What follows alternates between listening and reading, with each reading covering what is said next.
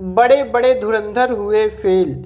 यहाँ पर हमारा प्रश्न क्या है, 3/4 और 4/3 में कौन बड़ा है। तो आइए इसको करते हैं। इसको कैसे करेंगे, तो देखिए यहाँ पर क्या है 3/4 है और यहाँ पर क्या है, यहाँ पर है 4/3। तो देखिए इसका सीधा सा मतलब क्या होता है, इसका सीधा सा मतलब ये होता है कि अगर हम इसको यहाँ पर सॉल्व करना चाहें तो देखिए जो अंश में होता है वो भाग का चिन्ह लगाकर अंदर लिखा जाता है और जो हर में होता है वो बाहर लिखा जाता है। इसी तरह से अगर हम नीचे वाले को लिखें तो यहाँ पर हम लिख सकते हैं, यहाँ पर अंश में 4 है और यहाँ पर हर में 3 है, तो जो नीचे होता है उसको बाहर रखा जाता है और जो ऊपर होता है उसको अंदर रखा जाता है। अब हमें इसको सॉल्व करना है। तो यहाँ पर देखिए, यहाँ पर ये एक बार भी नहीं जा रहा है तो 0 बार ले जाएंगे, ठीक है। तो फिर से यहाँ 3 उतर जाएगा। इसके बाद यहाँ पर हम दशमलव लगाएंगे, 0 बढ़ाएंगे।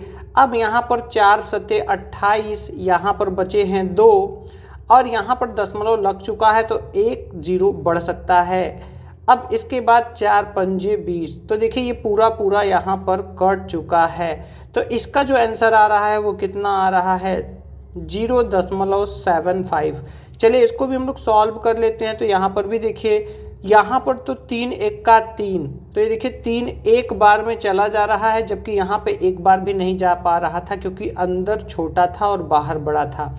अब यहाँ पर अगर हम माइनस करेंगे, घटाएंगे तो यहाँ पर 1 आ जाएंगे। अब हम यहाँ दशमलव लगाएंगे और यहाँ पर 0 बढ़ा देंगे। अब यहाँ पर देखिए 3 त्रिक का 9, फिर से 1 बचा, फिर 0 बढ़ाएंगे, फिर 3 त्रिक का 9। इस तरह से ये प्रक्रिया चलती रहेगी। तो यहाँ पर ये 1.33 बार बार आता चला जा रहा है।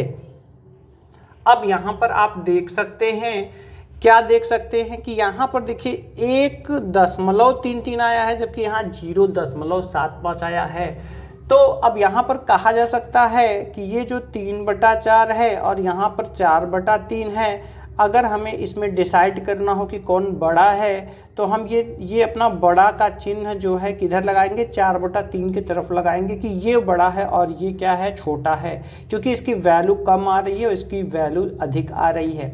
एक और बहुत ही आसान तरीका है इसको चेक करने का, और यहाँ आप बहुत ही आसानी से आप चेक कर सकते हैं कि इन दोनों में कौन बड़ा होगा। तो देखिए यहाँ पर आपको क्या करना है, आपको क्रॉस मल्टीप्लाई करना है। क्या करना है, क्रॉस मल्टीप्लाई, मतलब कि 3 का 3 में करेंगे और 4 का 4 में करेंगे। तो 3 त्रिक का हो जाएंगे 9 और यहाँ पे 4 चौका हो जाएंगे 16। तो दोनों में किधर ज़्यादा है, इधर ज़्यादा है, तो यहाँ पर हम ये इस तरफ का चिन्ह लगा देंगे और ये हमारा डिसाइड हो जाएगा। तो दोनों तरीकों में से कौन सा तरीका आपको अच्छा लगा, फटाफट कमेंट करके बताएं कि आपको पहला तरीका पसंद आया कि दूसरा। तो मिलते हैं फिर किसी इंटरेस्टिंग वीडियो में किसी नए टॉपिक के साथ।